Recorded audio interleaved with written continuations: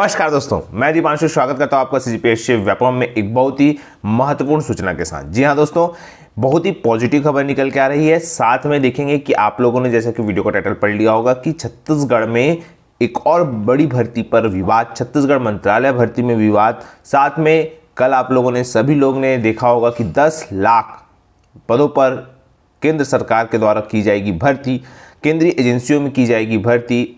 आने वाला जो समय है बेरोजगारों के लिए सुनहरा अवसर है। हम इस पर पूरी चर्चा करेंगे। तो बिना किसी तरीके की वीडियो को स्टार्ट करते हैं। जिन्होंने इस चैनल को सब्सक्राइब नहीं किया जल्दी से जाएं सब्सक्राइब करें। बिना किसी तरीके की वीडियो को स्टार्ट करते हैं।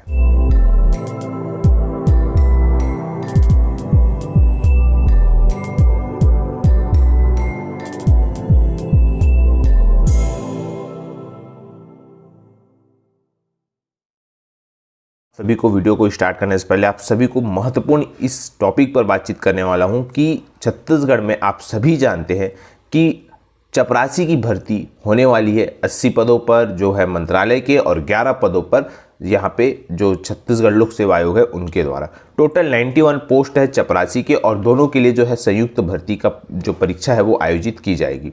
यहाँ पे पहली बार होगा कि जब सीजीपीएससी चतुर्थ श्रेणी की भर्ती कर रहा है। अब देखिए यहाँ पे बात ऐसा है कि सबसे महत्वपूर्ण मुद्दा कि इस दिन का पद है तो इसमें रीजनिंग, मैथ्स और भारत का सामान्य ज्ञान क्यों पूछा जा रहा है। एक सिंपल सिलेबस भी रखा जा सकता था। इतने छोटे मतलब बोलना चाहिए जो हमारे प्रशासकीय पद है उसमें सबसे जो छोटा लेवल का पद होता है वो होता है चपरासी या भृत्य का पद। तो उसके लिए इतना ज़्यादा क्वालिफिकेशन क्यों, क्वालिफिकेशन मतलब इतना ज़्यादा जो पेपर का स्तर है वो क्यों ज़्यादा रहेगा। इस बात का पूरा विरोध किया जा रहा है कि एक सिलेबस है उसको भी रिवाइज्ड किया जाए। इस प्रकार से अभ्यर्थियों में जो है वो रोष है और एक सिंपल सिलेबस के तहत जो है कार्य किया जाए।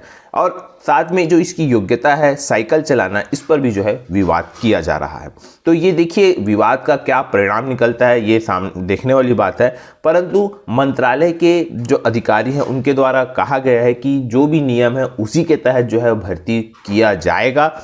और यहाँ पे जो मंत्रालय जो कर्मचारी संघ है उनके अध्यक्ष ने ये भी कहा कि ये जो भी भर्ती हो रही है, जैसा कि आपके स्क्रीन पे शो हो रहा होगा, यहाँ पे बताया गया कि उम्मीद है कि उम्मीदवारों से राज्य प्रशासनिक सेवा की परीक्षाओं में सवाल नहीं पूछे जाएंगे। परीक्षा व साक्षात्कार से अच्छे उम्मीदवार मिलते हैं तो मंत्रालय के काम में ही उत्कृष्टता आएगी, बाद में उन्हें प्रमोशन भी मिलेगा।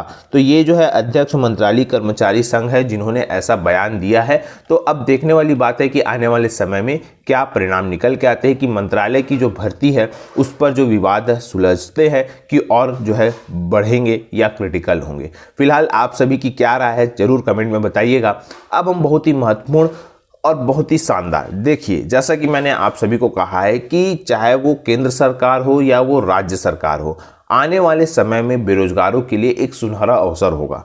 पदों की बारिश होगी और याद रखिएगा यहाँ पे बारिश में आपको एक सरकारी पद प्राप्त करना है। यही आप सभी के लिए एक ऐसा समय है जहाँ पे आप एक सरकारी पद प्राप्त कर सकते हैं, क्योंकि ये बहुत ही महत्वपूर्ण है। क्योंकि आने वाला जो साल है वो चुनावी है। तो दोनों, चाहे वो केंद्र सरकार हो राज्य सरकार हो, दोनों बम्पर सरकारी पदों पर भर्तियां करेगा।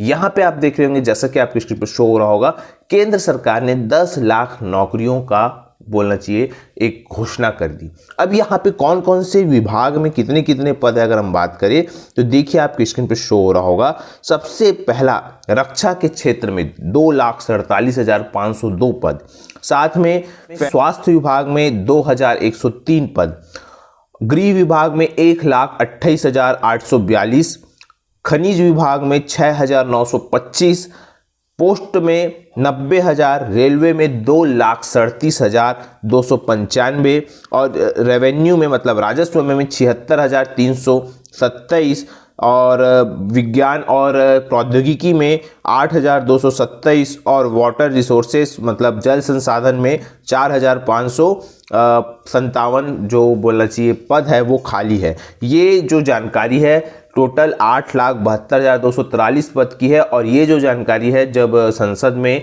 प्रश्नकाल में उठा था मामला तब मंत्री जी ने ये जवाब दिया था। ये उस समय का है केंद्र सरकार का। और इसी के साथ साथ आप ये देखिएगा ये 8,72,243 पद तो ये हो गए। और इसी के साथ साथ अगर हम सेंट्रल यूनिवर्सिटीज़ में देखें जैसे कि IIM में 403 पद, सेंट्रल यूनिवर्सिटीज़ में 6535 पद, IITs में 3876 पद, JNV में 3978 पद, केंद्रीय विश्वविद्यालय में 10,368 पद, PSU बैंक्स में 41,177 पद, आर्म फोर्स में 1,22,555 पद और जुडिशरी में मतलब जो बोला चाहिए न्यायिक चीज़ें होती है जैसा कि सिविल जज का पद हो गया, जिला जज का पद हो गया, इस प्रकार से 5,538 पद।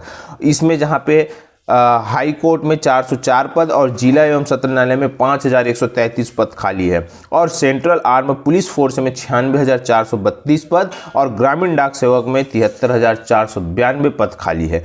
टोटल करके देखेंगे तो 3,64,314 पद। ऐसा करके अगर आप दोनों को मिलाएंगे 8 लाख और 3 लाख ऐसे करके 11 लाख पद होते हैं, तो टोटल इसमें 10 लाख पदों पर जो है भर्ती होंगी। अब यहाँ पे ये तो हो गई केंद्र की बात। इसी कड़ी में राज्य सरकार भी आपको आने वाले समय में बम्पर मात्रा में हर महीने कि संडे आपका एग्जाम के लिए बुक रहेगा, ये मान के चलिएगा। चाहे वो एडीओ भर्ती हो, हॉस्टल वार्डन भर्ती हो, राजस्व निरीक्षक की भर्ती हो, आप लोगों को ये तो खैर आप लोग जो जानते हैं, जो आप लोग ने सुना है, ये वो पद है।